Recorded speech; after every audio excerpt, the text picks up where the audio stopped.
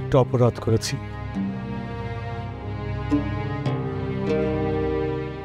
সেই অপরাধের শাস্তি আমার মেয়ে যেন না পায়। আজিজা রহমানের সাথে দেখা করার আগে আমার দেখা করতে হবে ওসি আহাদের সাথে। কি বলেন ছোট ভাবি, আপনি কি থানা পুলিশ করবেন নাকি? শেষ পর্যন্ত তুই কিনা ঋণ খেলাপির ঘরে মেয়েকে বিয়ে দিলে। আর দেখ, যেদিন তোর মেয়ে ওই বাড়িতে গেল সেই রাতেই ওই বাড়ির মাথার জেল হয়ে গেল। আসলে ইরফানের কাছে যতটুকু শুনলাম তাতে মনে হচ্ছে ওই আজিজার লোকটার হাতে এখন অনেক কিছু। উনি যদি এখন একটু নরম হন তাহলে হয়তো ইরফানের বাবাকে থানায় থাকতে হবে না। একবার যদি ওনার সাথে দেখা করতে পারতাম। কি বলেন ভাবি, ভুলেও কিন্তু এই কাজ করতে যায় না। চাচি যদি জানতে পারে একদম গজব হয়ে যাইব, উল্টা আপনার ঘাড়ে সব দোষ আইসা পড়ব। নিজের বিপদ নিয়ে আমি এখন ভাবছি না শিউলি। আমার জন্য এবাড়ির মানুষগুলো এত বড় বিপদে পড়লো। ছি ছি, এতগুলো মানুষকে যে আমার জন্য বিপদে পড়তে হবে তা কে জানতো। নিজের উপরে অযথাই দোষ নিয়েন না ভাবি।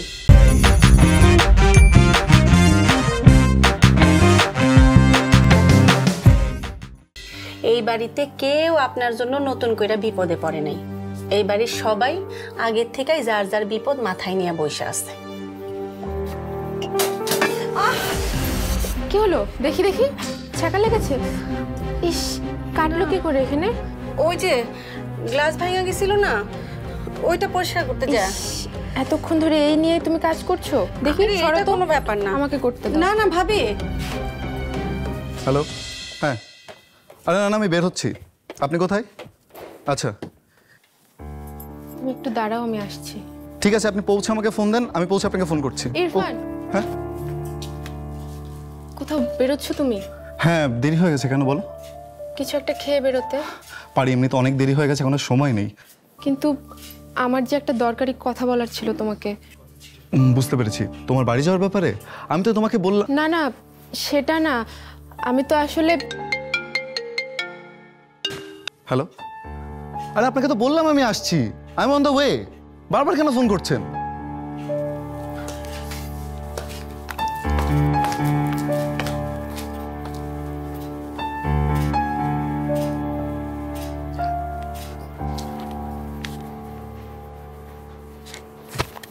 বাবা কি করছো? এই খবরটা কাউকে পড়তে দেওয়া যাবে না, এটা যেন কেউ না জানে। হ্যাঁ, ওরে আল্লাহ রে, আরে এই পত্রিকা সারা বাংলাদেশে না চলে গেছে, এর মধ্যে সবার পড়া শেষ। ওই টিভি খুলে দেখ না, ওরাও না গলা ফাটাচ্ছে। আর বলছিস কি এই খবরটা যেন কেউ না জানে, বললেই হলো। প্রভু, এটা সাইমা দেখলে বিপদ হবে, তুমি কেন বুঝতে পারছো না? তুই কেন বুঝতে চাইছিস না? আর বলছিস না কেন? তুই তুই জানতি ইরফানের বাবা যে ঋণ খেলাপি? জেনে শুনেই তাকে তুই 5 কোটি টাকা দিতে চেয়েছিস। দেখেছিস পল্লব, দেখেছিস তোর বাবা কত বোকা? আর বোকা বলবো নাকি অন্য কিছু? এতগুলো টাকা, আরে এতগুলো টাকা তো আমরা চোখেও দেখিনি কোনোদিন। আর সে কিনা এই 5 কোটি টাকা দিচ্ছে, তাও একটা ঋণ খেলাপিকে। ব্যাপারটা এরকম না বাবু।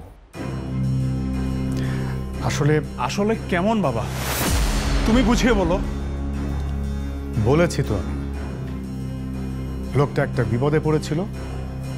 আমি যদি টাকাটা তাকে দিতে পারতাম তাহলে এই বিপদে সে পড়তো না। আজকে শুক্রবার, কালো ব্যাংক বন্ধ।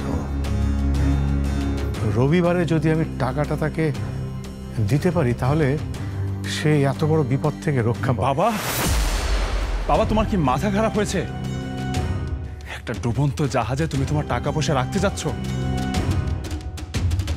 একটা লোককে পুলিশ নিয়ে গেছে, কদিন পরে কোর্টের মধ্যে নিয়ে যাবে, আর তুমি সেই লোককে সাহায্য করতে যাচ্ছ?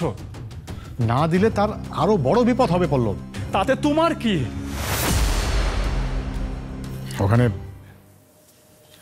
পারি আছে, ওদের বিপদ মানে আমার বাড়িরও বিপদ। তাতে পল্লবের কি? মানে তুই তো পারি আর ওদের পরিবারের কথাই ভাবছিস। তুই কি তোর পরিবারের কথা ভাববি না?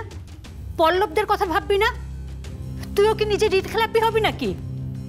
কি বলছো তুমি এটা?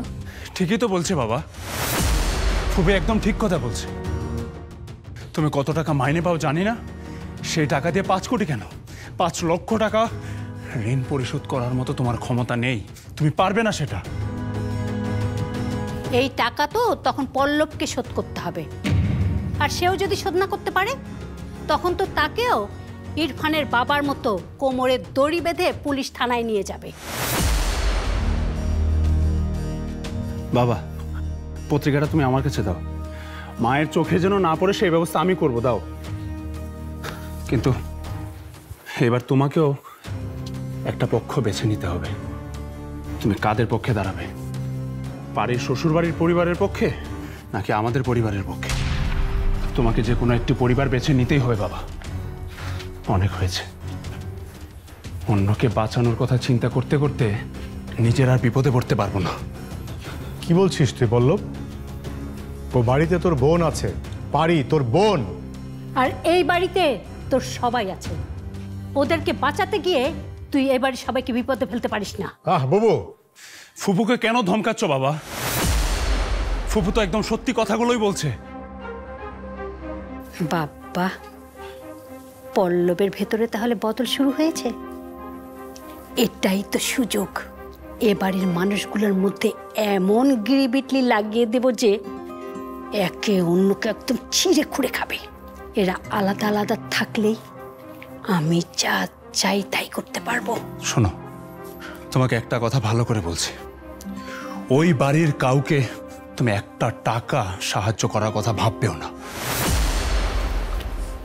বাহ, আজ তো দেখি তুই বেশ বড় হয়ে গেছিস, বাবাকে সিদ্ধান্ত নেওয়া শেখাচ্ছিস। বড় আমি অনেক আগেই হয়েছি, শুধু তোমার চোখে কখনো পড়েনি। আর পড়বেই কি করে? তোমার চোখ তো সবসময় ওই বাড়ির উপর।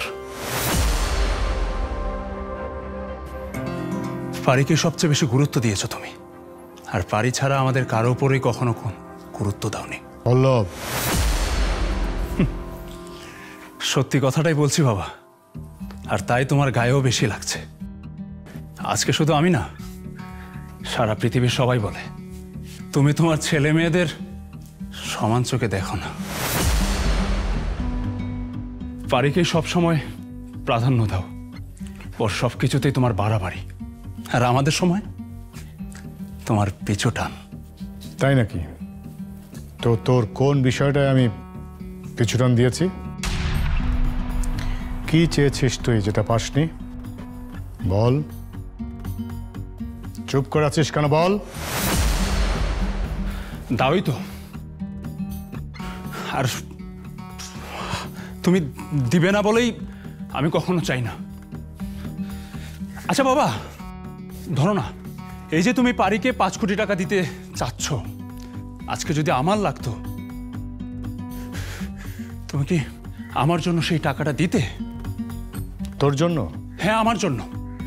আমি আমি দুবাই যাব, কোটি কোটি টাকা লাগবে না, এই কয়েক লাখ টাকা দেবে দেবে তুমি আমাকে? দুবাই? দুবাইয়ের ব্যাপারে আমাকে তো কখনো তুই কোনো কথা বলিসনি পল্লব। আগে বলিনি, এখন বলছি, ভালো করে শুনে রাখো। রনি গত মাসে গিয়েছে, তার বাবা জমি বিক্রি করে তাকে বিদেশ পাঠিয়েছে। এখন আমিও যাব, দেবে তুমি টাকা? কত টাকা লাগবে তোর? 10 লাখ লাগবে, দেবে? আহা পল্লব, বাবা চুপ করো তো, এখন আবার বিদেশ টিদেশ আসলো করতে। না ফুপি, চুপ করবো না আমি। অনেক চুপ করে থেকেছি আর দেখেছি, আর চুপ করে থাকতে পারবো না। ঠিক আছে, আমি তোর টাকার ব্যবস্থা করব, আর আমার লোন নিয়ে তোরা ভাবিস না। আমার লোন আমি শোধ করব। এই লোন শোধ না করে আমি মরব না। আর আমি বেঁচে থাকতে তোদের উপর কোনো আঁচ লাগতে দেব না। তবু লোন তুমি করবেই বাবা, তাই না? করবই। ও বাড়িতে বাড়ির জন্য কোনো অসম্মান না হয় তার জন্য যা করা লাগে আমি তাই করব। আর হ্যাঁ, তোর সুখের জন্য আমি সবই করব, কারণ আমি তোর বাবা। সন্তানের সুখের জন্য, তোদের মুখের হাসির জন্য আমি সবকিছুই করতে পারি, সব। আহা, তুই আবার এত উত্তেজিত হচ্ছিস কেন? বস তো, একটু বস এখানে। আপা, এই কি হয়েছে রে? হ্যাঁ, কি হয়েছে? বললো চেঁচামেচি করছিস কেন? কিছু হয়েছে? কই, কিছু করছি না তো, কিছু হয়নি। না কিছু না। তুমি আবার উঠে এলে কেন? আমরা এমনি কথা বলছিলাম। আচ্ছা, তুমি বাবুর সঙ্গে থাকো, আমি গেলাম। কোথায় যাচ্ছ? আমার যেখানে যাওয়াটা সবচেয়ে জরুরি এখন, বাড়ির কাছে যাচ্ছি। সাইমা, তুমি একটু বসো। আচ্ছা, একটু বসো তুমি, বসো, একটু ঠান্ডা হয়ে বসো। আমি রান্নাঘরের দিকে যাচ্ছি।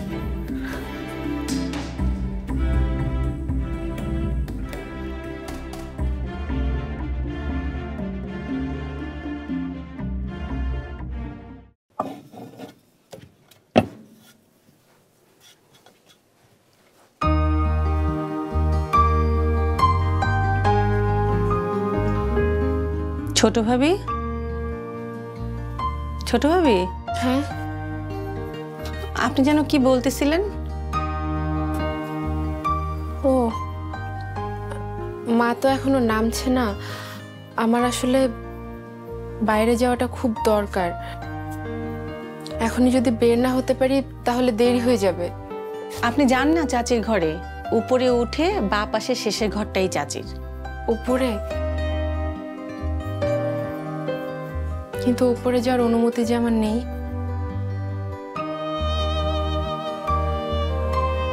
যতদিন না সব দেনা শোধ হচ্ছে। আহারে পারমিতা, তোমার জন্য আমার খুব মায়া হয়। বিয়ের প্রথম রাতটাই তোমাকে কাটাতে হলো ওই গেস্ট রুমে, সেটাও আবার বরকে ছাড়া। তাই বাসরও হলো না, কোনো আনন্দও হলো না। তোমার বরটাও যে কি তোমার এত কষ্ট সব মুখ বুজে মেনে নিচ্ছে। কিন্তু দেখো, এত জেদ করে তোমাকে বিয়ে করে এ বাড়িতে নিয়ে এলো, বাড়িতে এত বড় সর্বনাশ হয়ে গেল, তখনও তোমার পক্ষেই ছিল।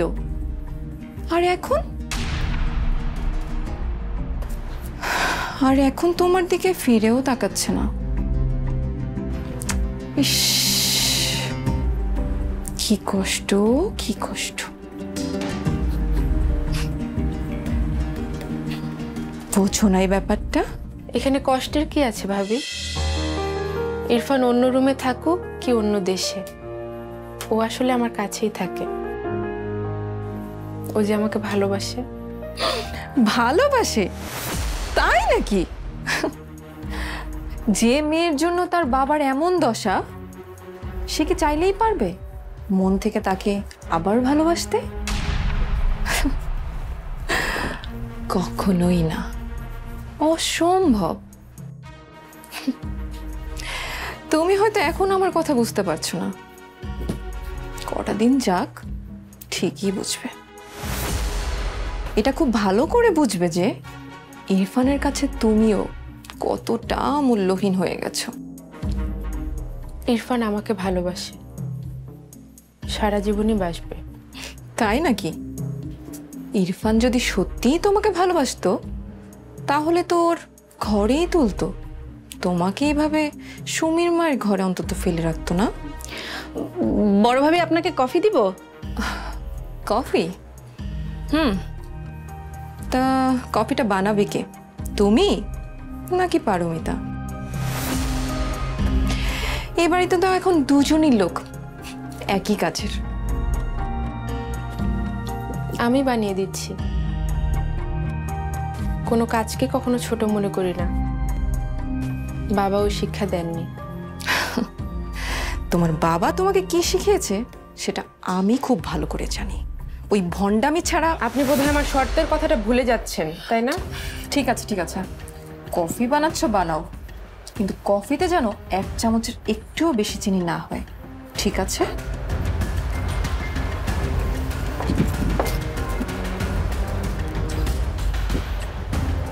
বড় ভাবি আসলে মানুষটাই এরকম। আমার কি মনে হয় জানেন, জন্মের সময় ওনার মুখে মধু দেওয়া হয়নি, মধুর বদলে নিম পাতা ঘষে দিচ্ছে। দেখবেন এই যে কফি নিয়েও ঝামেলা করবে, এজন্যই আপনাকে কফি নিয়ে যাইতে বলছে।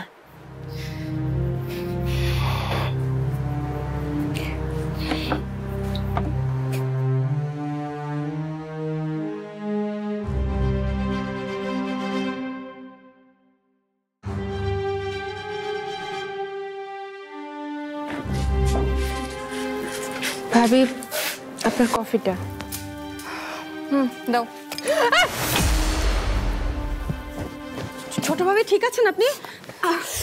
এখনই মলম না লাগাইলে তো। না না, ঠিক আছে, দেখি। ভাবি ঘা হয়ে যাবে তো। সুমির মা, তুমি কি একটু বেশি বোঝো নাকি? ও না বললো ওর কিছু হয়নি, আর তুমি এখানে কি করছো? নাস্তার কাজ শেষ হয়েছে, যাও নাস্তা রেডি করো।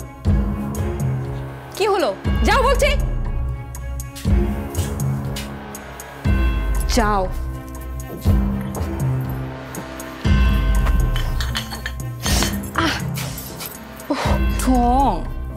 ননির পুতুল নাকি তুমি?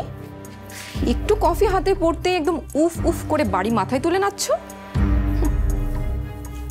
তুলো তুলো, ভালো করে তুলো। আর দেখো ওই যে ওখানে টুকরো পড়ে আছে, ওটাও তুলে নাও, না হলে দেখা যাবে ওটা তোমার পায়ের নিচেই পড়বে। এরপর পা আকাশে তুলে 1 বছর পর্যন্ত কোকাতে থাকবে।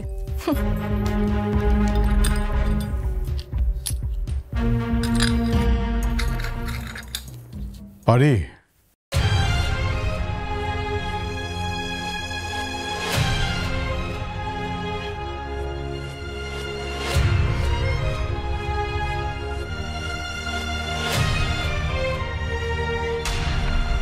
আপনার কথা শেষ হয়েছে বলে এবার আসতে পারেন। আর হ্যাঁ, পরের বার যখন আসবেন তখন ইরফানের বাবার টাকাটা নিয়ে আসবেন, 5 কোটি টাকা।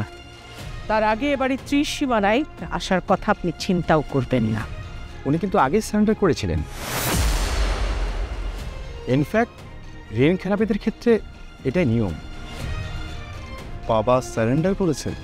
বাবা এটা করতেই পারে না। করেছে কি করে নাই তার প্রমাণ তো তুমি চাইলেই করতে পারো। কিভাবে? দলিল। এই বাড়ির দলিল কোথায় আছে সেটা আগে বের করো।